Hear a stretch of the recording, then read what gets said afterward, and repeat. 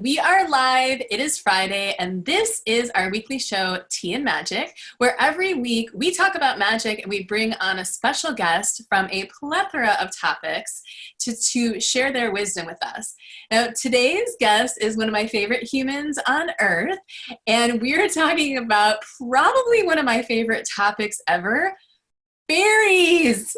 I know you guys are so excited about this. We've had so many people in the Magic Grove ask about fairies. People are curious about fairies, or we had people that practice magic that have no idea what working with fairies is like.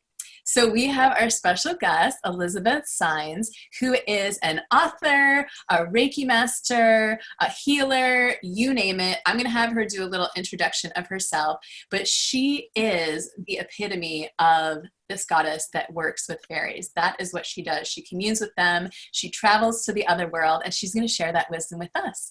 So hi, Liz. How are you doing? Hey, I'm so excited to be here. Wasn't really prepared to do an intro of myself. Oh wait, okay. So let me set it up for you. Why don't you just share with us right off the bat the books that you've written, because one of our lucky listeners and watchers is going to win 2 of those digital copies, and also share with us the thing that you are currently working on, because I think that's super, super cool. Yeah. Okay. So I have self-published a bunch of books. I have The Expanded Gateway, volumes 1 and 2, and the Fairy Tidbits, which is a book that just has like nice little bits of information about the fairy realm and working with them. And then most recently, which was 2 years ago, I put out The Fairy's Guide to Being Human and The Fairy's Guide to Being Human Magical Companion, which is a book and a workbook that goes with it, which is what some lucky viewer today is going to win. And I've decided in this time of quarantine and everything going on in the world, I felt like we needed, people needed just a nice resource to start working through those feelings of that might be coming up, being stuck at home or looking at your life and what's going on in it. So I'm offering a free daily video series. I'm going to be posting a video every day that just goes over the fairy question and the action step that's in the workbook. And I don't know if we have the link to put in below yet, but I have a link for, you can go and sign up for my email list, and you can download a free version of the workbook that's just an abridged version. It just has the fairy questions and the action steps, where the whole workbook has like coloring pages and journal pages and things like that. So just a free resource for people to connect with the fairies and do the work that they need to do.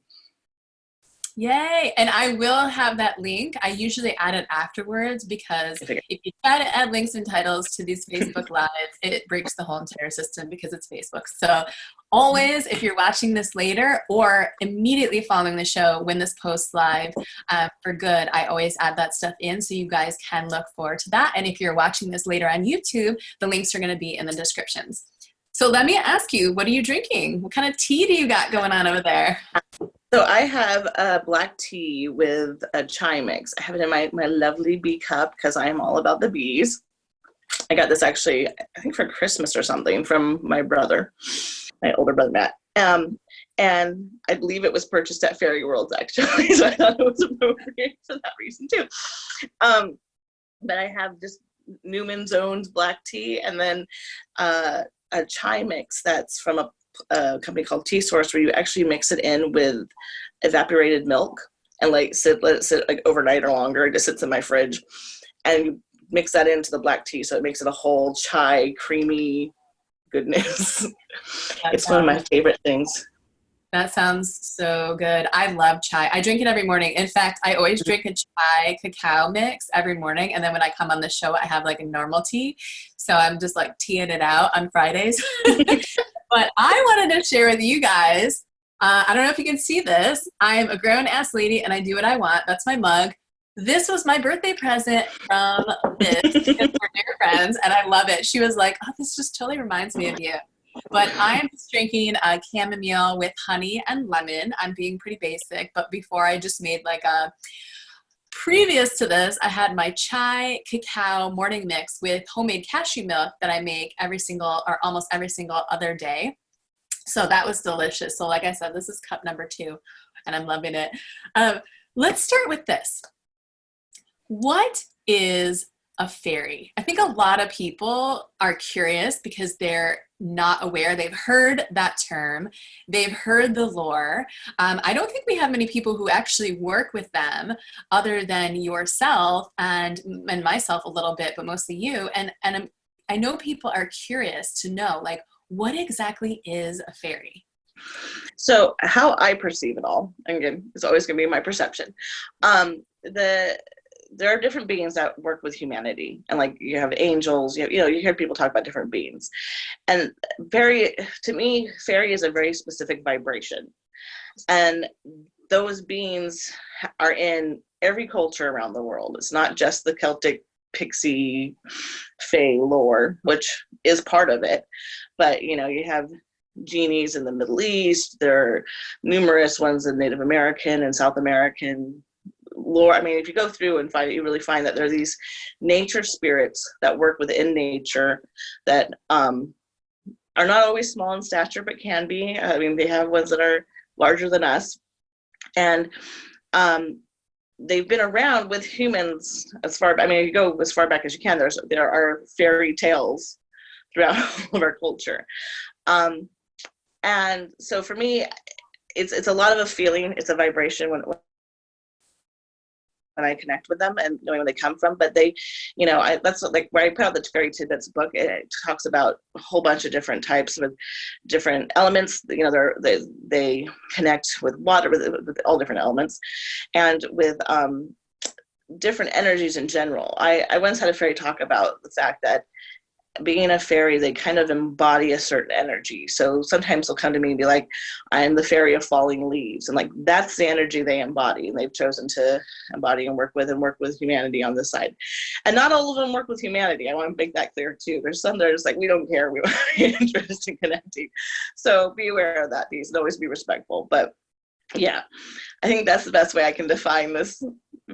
I mean, to me, I feel like fairies are so about not having labels and not being in a box. It's hard to give a definite definition of them, but that's the essence of a fairy, is this energy of working with nature, holding that vibration, and most of them wanting to work with humanity. Yeah.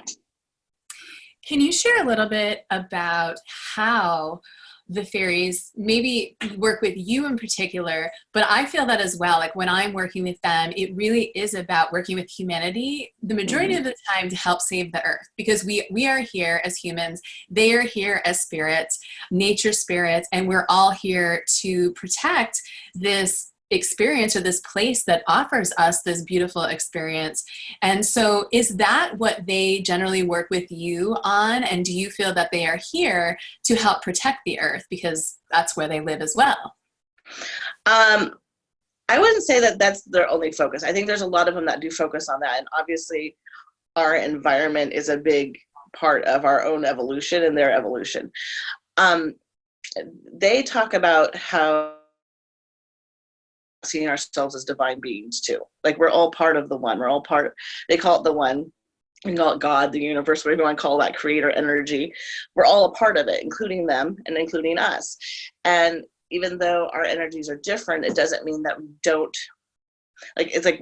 we act like we can't connect to that energy when we can. And I mean, as you see on your show, there's many ways to do that, to connect to that creator energy. I think that their focus right now with working with humanity is helping us connect deeper to that divine connection in ourselves, so we as a species evolve, because we need to evolve to help with their evolution. Like all beings are working together towards a greater evolution. And part of that is protecting the planet. I also want to throw out there, the fairies don't live just on this planet. I've had them show up and talk about the fact that elements are on every planet and out there, and that they don't just work with us, they don't just work with this planet. So some of you alien people out there, it's so funny because my mom told Tangi here, my mom and my husband are both like big UFO alien, that's one of their big, and I have like no interest at all, but I had repeatedly had fairies that showed up and like, yeah, like we work with these other beings, we work with these other planets. I'm like, okay, whatever. So it's out there, but it's not like my ask questions about it. I may not be that knowledgeable because I kind of brush it off and focus. Oh my gosh. What can you do for me? You heard it here, folks. Aliens exist and fairies work with aliens. So that is like the first time I've heard that. So I think that's pretty amazing because, again, I feel like people hear these fairy stories in lore only, and they think, you know, and again, a lot of people do, like you said, try to tie the fairy lore back to that Celtic culture, to Ireland or to Scotland. And really what I love, what you're saying and what I've learned is every single land, I mean, let's not talk about, you know, the universe for a minute, let's talk about the earth, the place where we're existing, but every single land has its own spirit energy that works with that land. So Hawaii, Australia, Ireland, Scotland, it's all different. So how let me throw this out here to you. So like to show how connected things are, in New Zealand, they have a race of fairies that they talk about who totally match the Tuatha De Danann, which is a race of fairy from Ireland, Celtic, you know, Ireland, Scotland, Wales, the whole Celtic mythos. Like even how they look, which doesn't match the way the natives of New Zealand look. So why do they have this story about this same kind of thing, a race of people that decided not to fight for the land, that moved into the other world, and like some were matching up. So it's so interesting when you start really delving into it too, like how many things cross cultures as well as, you know, are specific to the region. Oh, I didn't actually know that. That's so fascinating. See how much we're learning today, you guys. So there are a lot of people here that I know are curious as to how, you know, we've had a few people in the group have experiences with fairies. They want to work with fairies. Maybe they've been called by fairies. I know several people in this area I'm in Oregon who, I know a couple that moved into a lodge that took it over and realized right away that they were in a fairy glen and they were surrounded by fairy spirits. Mm-hmm. And what are some of the, just right off the top of your head, what are some of the tips that you might be able to give someone if they want to work with the fairies and or are already being called by the fairies and are feeling that energy? Like, how do they begin and where do they start? Because you did mention like being very courteous, and that's a huge thing, is being very respectful of this energy. But could you give us some like beginner tips? Yeah. So, I think the biggest tip to start off with is let go of your ideas about what a fairy is. Like, open your mind, because I think people either they've heard horror stories about, you know, fairies are tricksters and you have to be careful, and we can talk about that a little bit more later, but like that, you know, there's that in a lot of people's consciousness, or you have idea that it's like this sweet little Tinkerbell type or basically, and like they show up in all kinds of forms and have all, like I said, different energies that they're working with. So the more that you can open your idea about what a fairy is, it'll be easier for you to connect and open to their message, because you will write off information that's coming to you if you don't have an open mind, if that makes sense. And I would say, yeah, and being respectful is a big piece. I mean, I think that's true with any magic work you do, with any connecting to any kind of other beings. It doesn't matter whether it's fairies or anything else. You know, it's a relationship, and you really have to approach it as a relationship. But just when you work with any kind of beings, that you're asking for help or looking for guidance, and if they're offering to you, then it's like having a teacher, and you wouldn't just like go to a teacher, demand something, and then walk away. You would give gratitude. You would say thank you. And it can be just as simple as just saying out loud, thank you, fairies. Like, it doesn't have to be a big ceremony. You don't have to leave offerings every day. Like, and if you want to, you can too. I often suggest honey as a great offering. It's very connected to the fairy realm. The bees and Pan are kind of seen as gatekeepers of the fairy realm. And so that's a good energy to bring forward and kind of connect with yourself. I would really suggest, if you're going to do some kind of ceremony of offering to them, take it outside and partake of it yourself too, because it's a thing of like breaking bread with them rather than just gifting them. I think it helps bring that relationship in more. But mostly, I would say just like tune in and trust what you're getting. I think more often than not, the fairies are talking to people, especially right now. They're tapping. It's like magic is waking up in our world again, and they're really tapping people to work with them again. It's time again to bring our two realms closer. And so it's important to just like be open to hearing what you're hearing and trust when you're hearing something. I've done lots of different workshops and stuff helping people like get to their intuition. And, you know, there's lots of different ways people think that they're not psychic. And then I'll say, I'll be like, they're like, I didn't see anything. I go, okay, but what did you feel? And then they can describe a whole picture. So it's like, if you get in tune with how you get information, whether it's just feeling or hearing or seeing or whatever, and then trust when that information comes through. Because the more that you just go, I'm not sure if I can totally validate it, but I'm just going to go ahead and trust it, that will just build on itself. And it builds trust with the fairies too, that, okay, she is listening to us, or, you know, he is getting what I'm saying. And that will just, they'll slowly reveal themselves more and more. I love that. I did a video not that long ago about divination tools, and that was one of the things I mentioned. So I want to reiterate that everyone is psychic to some extent. Everyone has access to their intuition. Everyone has access to spirits, and we choose which spirits we want to work with. Again, there's the angels, there's the fairies, there's our spirit guides, there's the gods and goddesses. There's just so many. And how we access that information is so different. Some people see things, some people hear things, a lot of us feel things, and sometimes we tend to discount that because it's coming from ourselves. Like, oh, someone didn't tell me that. I didn't get a reading where someone gave me that information, so I don't believe that it's true. But we are in a phase, like Liz says, our world is changing, and we are in a phase right now where we are all being asked to tune into that intuition even more, because that is where we are going to hear, discover, and find the truths. And I want to talk about truth for a minute. First of all, I just want to say weekly hi to Jedi, who is on the left. Always got you see this tail go across. Yeah, I know. If anybody's doing moon magic, you saw the specific moon magic video that I created where my cat is just walking across my face all the time. They're in every video. You know that. But I want to talk about truths, because for me, everyone's experience is different, but for me, I learned very early on that fairies aren't, you know, yes, they are playful, and they're not just all like happy little sprites, but they're also not like these dark beings that are playing evil tricks on me. They're kind of very similar to humans, where they have that range of emotions. Yes, they do want you to play more, but the one thing that I've always felt around them, like when I'm using my fairy oracle cards or I'm working with them, is that they are very honest, and they are all about truth and unveiling the truth. So unlike the angels, who are just like, we're here to comfort you, we're here to guide you, whatever you need, like when I'm doing the oracle cards, fairies are like, okay, here's some shit that you need to take care of. Like, you're in denial, you are not dealing with your stuff, you need to, and we're going to spell it out for you. Like, is that your experience when you're working? Oh, they're so sassy. I mean, I gotta say, like, the fairies are very sassy. And yeah, they are.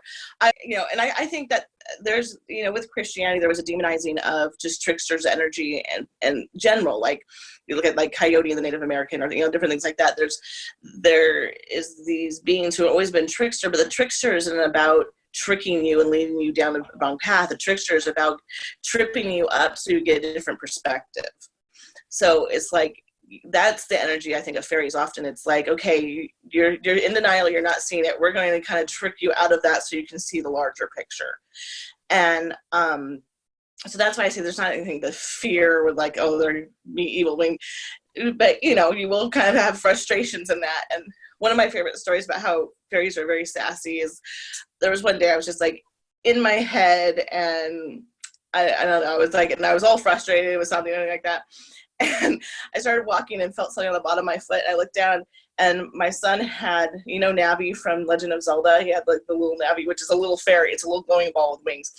And her phrase is, hey, listen. And so it was a button of that said, hey, listen, with Navi on it, stuck on the bottom of my foot. And so then I picked it up and looked at it, and was like, okay. So I just stopped and meditated, and it's like sometimes it can get like kind of be like that, like, hey, we're here. Pay attention to us. Sometimes there's a thing of like, we're gonna be in your face because you're not getting it right now. But mostly, yeah, I find, when I'm actually like working with them and paying attention, then like there's a lot of trickster energy. It's a lot of just like, okay, you're good, you're here. Let's get this information out. So, and it is about truth. And it is about truth in the sense too of knowing your own truth. I think there is a level of personal truth. I mean, you can look at like the facts and truth, and I don't know, like one of those big opinions, not true kind of debates, but like there is an inner truth that you experience and an inner faith that you experience, and they help you get to the core of that. Absolutely. I'm so glad you pointed that out, because when we are working with spirit guides, fairies can be them, again, angels, your own spirit guides. Every single person here has an individual spirit guide that works directly with them and only them. By the way, little fun fact, but as we're working guides, they are there to assist us and to guide us to discovering our own truths. And a lot of people are waking up right now to realizing that there's a bigger picture, that there's so much more out there in the universe that they haven't thought of. And that's why I love the Magic Grove, because we're talking about this every week. And every single person, as you guys watch these episodes, every single person has a different practice and a different access point, but we're all accessing the same universal magic. So I want to talk to you a little bit about your personal story, because you have such a fascinating one. And you had told me the story once about Pan, about how you had come to realize you were working with the fairies, or you had that big experience with them. And I also want you to talk a little bit about bees and your experience with bees, meld it all together. Just bring us on a journey of your big awakening with the fairies. Well, let's start even all the way back. So I was born and raised in rural California, San Joaquin Valley. To two hippies, and my mom had a spiritual awakening in college with Guru Muktananda, and my dad was pretty much agnostic, but he believed that nature was God. He really believed in that. He's to this day works in agriculture, and he's all about nature.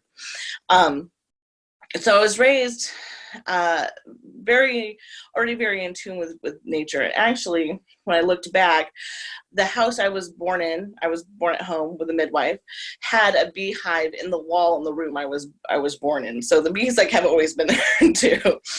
And I just had I've always seen and talked to fairies. They've always been around me. I've always perceived energy and things. And it wasn't until, because I was more rural and kind of sheltered that way, and my mom was already a practicing psychic and would just be like, okay, that's what you're seeing, cool, and wouldn't deny it. It wasn't until, as I grew up, I kind of realized okay, these are people I can talk about it with, and these are people I can't talk about it with. And I kind of realized other people weren't having the same experience as me. So I never totally shut down on it, but I did kind of put things on the back burner, or I would, I'd talk about it with certain people, but not other people and things like that. And so later on down the line, I get pretty much drugged to Whidbey Island by my family. I'm already married, and I was not going to leave California. I was living in Southern California at the time. I'm a Disney nerd, so I'm all about Disneyland and the beaches. And I was like, I'm not going where it's cold and raining, the Pacific Northwest. And my mom, who had remarried and had little brothers at the time, came back with a video of Whidbey Island. And I watched the video, and this wave of energy just hit me of this is where you're supposed to be. And so I a month later was driving into Washington State without ever having set foot in the Washington State, and moving to Whidbey Island. And I've been here for 18 years now. I adore it. And they really brought me here to do my work. And so I became a Reiki master teacher. I started just getting really into doing my spiritual work. And through that, I had these different experiences. And one was, actually, I'd already started kind of doing fairy messages. I was working out of a New Age store doing Reiki and doing fairy messages, because the owner said, you're always talking to fairies and getting messages. Why don't you just promote that? And I was like, really, like, who do you think people would really be interested? Like, can everyone just talk to fairies? So it's kind of like this discounting of it. And like, we offered it for one day, and people just came out of the woodwork. So like, I can't make it today. She can do it again. Like, they were like, I was like, oh, there's a colleague. Oh yeah, I'm supposed to be working with fairies. Okay. So, and they have told me before, like, we're bringing you to do your fairy work, but you know, I'm stubborn and like to go, yeah, you have your plans. I have an idea. So, I was having, when I really realized like this is where I got to put my focus, was I was in my parents' house sleeping over, and the room I was in is like it's on this, where their house is like on a hill.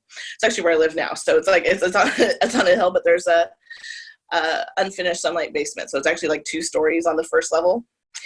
And I had this very lucid dream where this man with brown hair, brown eyes is standing in the window, and I wake up and look at him, and he says, "Come with me." And I wake up screaming, like terrified, but not in a really fear scared, more like, oh shit, it's happening kind of way. And it took me a little bit to realize, like, oh, that's Pan, and he's calling me on my path. It's time. And around that same time, I was at a meditation for something. I don't even remember what it was. It was like meeting some kind of guy. It was some kind of meditation that a friend of mine was leading. It was a group meditation that I went to.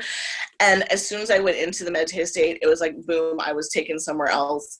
And the bees showed up and completely tore me apart, ripped my skin off, ripped my muscles off, ripped my bones out, and left me with like just a heart and veins, and then rebuilt me up twigs and leaves experience. And when I was explaining it to another friend of mine who's a shaman, she's like, oh, the bees have claimed you. Good luck with that. So they have, and then I started looking back, like I say, like when I was born, there was a beehive in the wall. So the bees, I've been stung multiple times. I've been around bees like my whole life. I love them. I eat honey every day. I have this whole connection with the bee. And then I was researching and came to find out that they're often seen as the gatekeepers to the fairy realm, and Pan is seen as kind of the patron, like it's very connected to the bees. Like there's a whole thing about the bees and the fairies and Pan. So it was like, when I started learning all those things, like all these different points came together of, oh yeah, these different parts of my path that seem like they're not connected, they're all here. So Pan and Rhiannon are like my 2 big kind of goddesses I work with, and the bees are always my guys. So oh my gosh, I love that. That's my personal story. Yeah, and you know, I think we might have talked about this on another show. I'm not sure. Maybe I talked about this in one of my videos, but a lot of times, maybe it was with Kim, but you know, many of us are awake our whole lives. Like if we are meant to wake up, if we're meant to work with magic, we kind of know that our entire lives. I grew up knowing, just feeling this great connection to magic, but it's usually at some point in time in our lives, we get the calling. So that might have happened to some of you. It might not have happened yet, but we get like a really intense calling. So for me, I like Kim said this, she was like, I was awake in our numerology video. She's like, I was super awake. And then in 2018, all of a sudden, like she got the calling, and she in particular works with a lot of the angels, and her life just completely transformed. And she went through an experience like that. And I had a similar experience where I was, as Liz knows, I was called by the Morrigan, the goddess of war. And she came to me again in those very lucid dreams. Like I woke up and it was just like that. My whole entire life changed. My body changed. I started having dreams. I was called. I was told who it was. So that's just something for all of you to consider. Like as you're working with magic, as you're opening up to magic, you don't even need to be practicing magic, period. At some point, especially, you know, if you're here in the Magic Grove, I can guarantee you it's probably going to happen. At some point, you might be called by Pan or by a goddess or by another energy and another spirit to work with them in a very specific way. And that's kind of a second part, I would say, of your soul calling. It's like, I know my soul calling is as a human is to do this, but then I also have this spiritual calling to work with these energies to do this. And that is such a beautiful partnership. Like, I love that. And that's how we find out, you know, what it is we're meant to do in this life. And let me add to that too. that when you get the calling, don't feel like you have to make it a product to sell. Because I think that's the thing that happens in our society a lot, when people have their passions, when people get called to do their healing work, they're just like, it's like, well, I've got to go like start a life coach business or do business. Like just spend some time being in it. And like, I think naturally things come out like this with the fairies. Like I didn't really go searching to do fairy messages. Someone asked me to start doing them, so I started doing them. But really my calling was always writing. And then the books just started coming out of me and I just started making them. I also made an oracle, which the fairies came to me and said, we need you to make an oracle. And I was like, I don't do art, so I don't know where you think that's going to happen. And like, I can't afford to like pay an artist right now. And they said, just start pulling our messages. I was daily fairy messages at the time. So like, just start picking out the messages that you want to put in the thing. We'll figure out the rest. And then within like a few weeks, client had come and she had all these art from this woman who was a really good friend of hers who had died and passed away. And she had owned the art and was like, I really want to get these out into the world. And I was like, well, funny you should say that, because I'm working on this deck. And I'm like, and then I went, these paintings had been painted, 30 years before any of these messages had come through, and how I could just, and they like sort of just like clicked. They looked like they were made for each other. So like, the more that you can turn over and just be like, okay, just guide me and see where it goes. You never know like where that's going to take you or where that's going to end up. And they can do amazing things you would never even think of in your own brain to manifest. I'm really happy that you brought that up, because that is actually something that kind of irks me a little bit out there in the world, is that we live in a world and a society where we feel pressured to make everything a business. Like, oh, I learned something new, I need to turn around. In just take my experience, I was called in like 2012 and I just opened this business right now. And the reason I opened a business is because I was called to do so. There were many years in between from where I was first called and introduced to my major guides that were going to help me, where I actually went on a huge, massive healing journey. And so usually I would say this has been very typical or very standard to a lot of people I know. And again, these are just some examples. But the moment that you're called is like a new awakening experience. Again, you might already be awake, but it's usually another level where you are going to start being given initiations over several years, because we just don't wake up overnight. It takes our minds and our egos and our bodies a lot of time to adapt to new energies as we raise our levels and as we become aware of some of the knowledge that has been hidden from us, like knowing that we are souls having a human experience. There's so much knowledge out there, and that process could take years. So I love that you said that, because I encourage everyone to just be present in that process. Like, as you're learning knowledge, there might be a void period of your life where you're still at your old job or you're not happy with what you're doing, but you don't quite have everything set up or know what you're about to do next. And that area and that space is okay, because that is where a lot of the magic happens. That is where all of the healing happens. That's where we get to know our guides. That's how we learn our gifts, and we get time to practice them. And then when you're ready, usually it's time to step out into the world and do that thing, right? Like, that's been our experience, right? Like, how many times over the last 2 years, because Liz actually worked with me on my book series, Air a Song, and we were like, it's going to be a TV show, it's going to be this, it's going to be this, and all of a sudden I was like, it was going to be a movie first. It was going to be a movie, it was going to be a TV show, right? And I put that on myself, right? I think me pitching it was part of the process, but at the same time, it was like, okay, it's going to be a film, okay, it's going to be this. And how many times over the last few years were we like, okay, we're ready.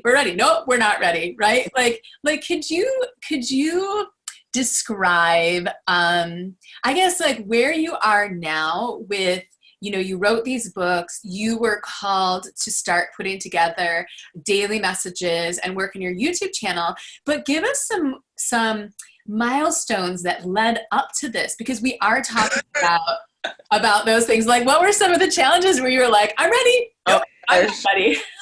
I mean, I mean, it's been an insane journey.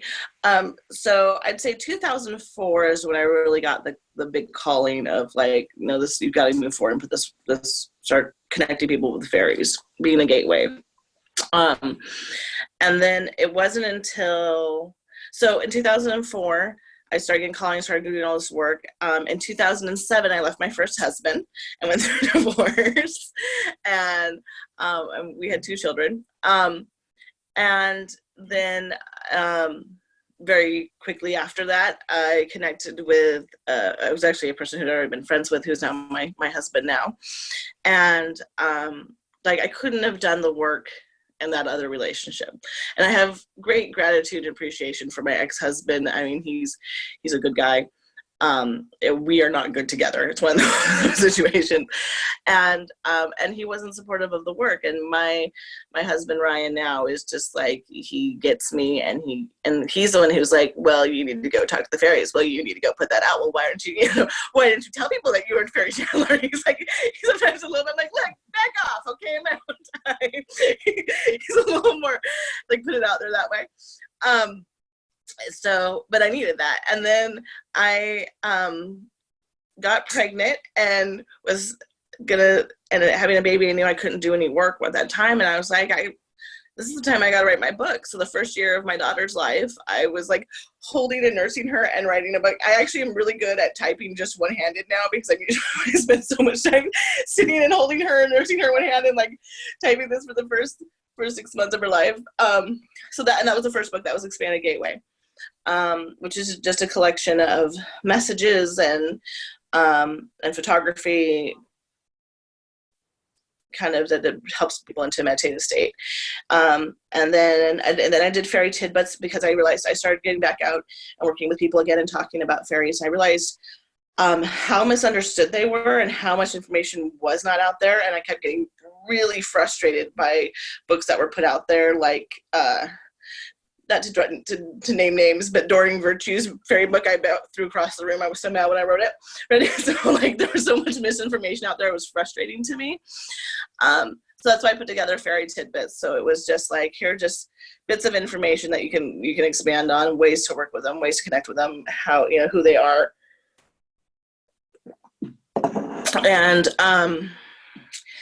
And then I also did the Expanded Gateway Volume 2 shortly after that. And I've worked on magazines. I've done a lot of different things. Then 6 years ago, my mom got really sick, just out of the blue.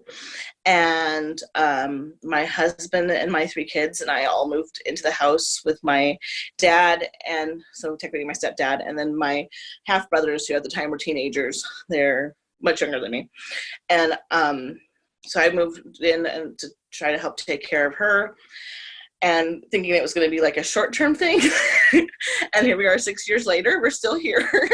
But that whole experience was like another breaking down, taking me to another level of really going deep into the faith, and like facing, the possible death of my mother, facing death in general, looking at just our physical bodies in a new way. There's been a whole experience of that. And then also the idea about community and family. And it's like, it led me all to like this moment where here we are in this quarantine. Our family was so prepared. It's amazing to me. Like if they had like this told me 6 years ago, like, we're going to prepare you for this quarantine that's coming because we need you to stay stable and help people with the fairy work, I might have made more sense about everything I went through. Because like, we're a house of 9 people, which is crazy, but like, we get to be together. We all pool our resources together financially, or just like in the stuff we have. And like my youngest brother and my youngest child both became obsessed with those Japanese mask things, and for Christmas got a bunch of them. So like, we had masks, and there's been weird things like that where like we could all like come together and be together in this. And like, it's like all makes so much sense in this moment as I'm sitting going like, oh, that's why we had to be here. Oh, that's why this. It's like you can kind of like look back now and connect the dots. For the time, I'm like, why is this happening? Oh, is my thing okay? Oops. There we go. We got you. There you go. My phone did something weird. Okay, sorry. So So my journey has just been really, I mean, not easy by any means, but also really, I mean, I've just experienced so many miracles. My mother fell and got a brain bleed, and I mean, they were just like, she may not come out of this coma. She's probably not going to have any, use of her arms and legs, blah, blah. And I was just like, don't accept that. Went in there, started just doing Reiki and Theta and calling every light being I could think of, working on her overnight. And the next day she woke up and she's got she's totally with it. There's no stroke symptoms from it. So, and I mean, and so just like some real miracles and experiences I had that just like, okay, like we can do this. So, and the fairies have been there every step of the way. I mean, they are my main guides. They're the ones that will, like I said, give you that little button of, hey, listen, like pay attention to what we're saying to you. They work with nature, but they're also working with the energy of nature. So if you're talking about like, just example again, what I said before, the fairy that has the falling leaves, it's about letting go. That's about death and rebirth. That's about change. So if you see a fairy and you see the energy that they're presenting, you kind of go into what that means, what that is deeper.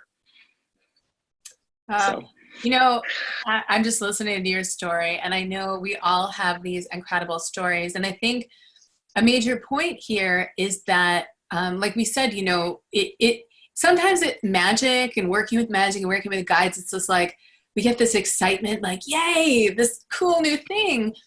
When in reality, it becomes a path to a greater power and to us discovering our own truths and our own gifts. And the path is not always easy. There are so many challenges, and we all came here as souls very specifically to that moment of time that we woke up. That moment of time we were chosen was pre-planned. And we are all here. We chose to go through those challenges. But sometimes it's not until afterwards that you can look back and say, like you said, wow, all of these things now make so much sense. I went through what I went through because, one, I needed to be here for other people.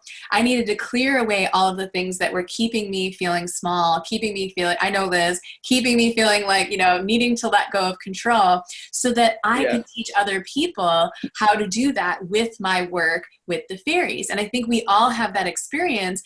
So that is just a comfort for some of you that are going through that transition right now, that are maybe about to go through that transition, or you have been called, or you're waiting to be called. And again, you don't have to be called by some entity, like you kind of know when this kickoff starts, because you start questioning reality, like, really, there's something bigger out there. And some people work directly with God and the One, and they don't work with these other spirits. But I do that too.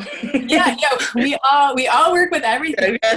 The connection. So I was going to say in that too, that there's even things like if you're feeling called to, like, I think I should take this class, or I think I need to learn about this, and it doesn't really make any sense, follow that. Because even like with the fairies, like I really specifically channeled the fairies and their energy, but it was because I did Reiki, it's because I did toning, because I did these other things that opened me up to being able to like work with the energies in a certain way or open things a certain way.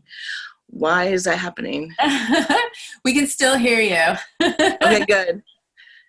I thought I had the no notification thing. My phone. Oh, no worries. Like, she lives in like rural Whidbey Island, so like we all know how technology is everywhere. Yeah, that was actually something like a call coming to my phone, which I thought I had stopped that, but I guess I didn't. My kids makes folks. I'm 40. I still have trouble with technology sometimes. I'm blaming it on girl. No, you're good. You're good. That, and I'm just listening to your experience. And I think I've mentioned this on the calls before that, I moved to Oregon, like last, September. I was living in Los Angeles. I was working in television and film. I was doing all of this stuff. I had all these plans. And all of a sudden the universe was like, you are moving. And I was like, okay, I guess I'm moving, just like that. And I spent months trying to figure out why. And I finally just surrendered. I came here. I needed a few months to heal. January hit. Here we are in this pandemic, and I'm in the most amazing place I could be during this time. Like, that's just an example of something like I just had to trust my instinct, and I had to trust my guides to do what I was being called to do. I want to talk a little bit about fairy myths, because everyone gets misinformation. Everyone hears these myths and these things that aren't true. Could you tell us, like, what are the biggest myths and pieces of misinformation that you hear about the fairies, and the correct information for them, for people that are out there doing research so they know what's true and what's not? Gosh, the biggest ones are so many of them. I mean, like I was saying, I think there's definitely a thing that when Christianity moved in, not to like bash Christianity, because I think there's good in Christianity too, but when Christianity moved in, it did demonize a lot of other beliefs and religions. I always like to say that, like, Christianity, Jesus, God, starts with the source, and humans corrupted it. So, yeah. like, yeah, and I do think that there's still, like, there are still people who are Christian who get a lot out of it, and I don't want to, like, you know, disregard that either. But it did come through and demonize a lot of the beliefs, and so I really think that turning point for the way the stories about fairies was being told, where it was being told before, they became mischievous, they became dangerous, they became, and all around the world, I think that was true, that there's a thing of you know, beware that they're demons, but especially in like Western Europe, there's a thing about them being demons and being evil, where, like, if you look at Japan, where they still have the kitsune and things that they'll talk about, they're not demonized quite the same way. There's still like an honoring of that nature magic, but and I mean, you can find that other places too, like in like Norway and Sweden and places like that, they have more of an honoring of the nature spirits there too. So but I do think that's the biggest myth, is that the tricksters, that you have to be careful, that you can't trust them, that there's bad fairies coming after you. I also think that people think that they're only connected to the environment, and that they're angry at us about the environment. I don't find them to be angry at us about the environment. I think they have an understanding about the evolution of humanity, what's been going on with us. And I don't find that's always their main focus. I do think that there are specific ones that are focused on helping us clean up the environment and clean and better our own environment. Not just for us, but for the animals and plants and everything else too that they work with, because they don't just work with humans. And that there is a connection to nature and that energy, so I think that comes forward a lot, but that isn't their only focus, and they're not mad at us about it. They're not trying to punish us for it. There's not, again, this kind of goes in that trickster bad thing again. I see that they're just really angry at us. So I think my phone's about to die. Oh, it doesn't. We have to run out and grab the battery. I think like those are kind of the two biggest myths of them. But I hear I've heard so many weird things, that fairies are only female. That's not true. Fairies are only humanoid. That's not true. That they look to steal from us. They look to, you know, kidnap our children, all that kind of stuff. I don't find any of that to be true. I think that those were stories used to try to deter people from working with the fairies, because it went against the religions of the time. And I find that that's still common today. You know, when I started talking about working with magic, even though I've been doing this my whole entire life, I had so many people come out of the woodwork and be like, oh my gosh, you're working with demons, you can't trust them. And honestly, you know, you guys know me, I say this on every single show. This is about self-empowerment. Magic is about finding your own personal power. And part of that is trusting yourself, trusting your own intuition, and knowing that your intuition is always going to be right for you. So if you feel that you're working with the fairies and you have a great connection, you feel you're working with the angels or whoever it is you're working with, whatever it is that you're calling in, trust that, and don't let anyone else's fear make you feel, you know, judge you or make you feel shamed or make you feel like that's wrong, because we do live in a world where people do want to take our power away. And one of the ways to do it is by saying you are here alone, you little human, you're separate, you're all by yourself, you don't belong with this community, you don't belong with others, you certainly have no access to any other spirits, and guess what? There's no greater force out there that's here to come and help you. None of that is true. And so, yeah, I just want to say that, like, please, please, please trust yourself. So we do have a few minutes left. I would love for you to share this project specifically that you're working on YouTube, because you have decided that you are going to be doing a daily fairy message on your YouTube channel for free, by the way, for everyone watching. It's free, which is amazing. It's free. And you can download the abridged version of the workbook for free. Yeah. So it was just, I really got the call. I was sitting kind of like, what is this whole quarantine about? Why am I being brought to this space again? And just got very clearly this message of, it's time to, like, I need to offer something to humanity. Like, this is a thing I wanted to be totally for free and totally to be there. It's just like, here's a gift from me, use it how you will, kind of thing. So I'm going through, and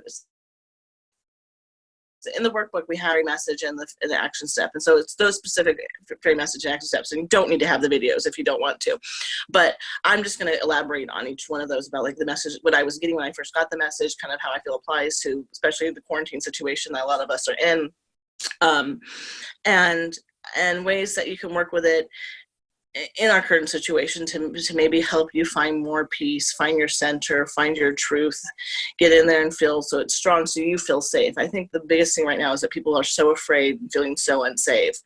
And when you have that core magical connection, you can not feel so scared. Absolutely. I mean, that's kind of the whole point of the spiritual process and the spiritual awakening is we are all being moved to a place where we create, like, you always hear that, do the inner work. And sometimes you want to punch somebody that says that. You're like, I'm done with the inner work. But really, it's true.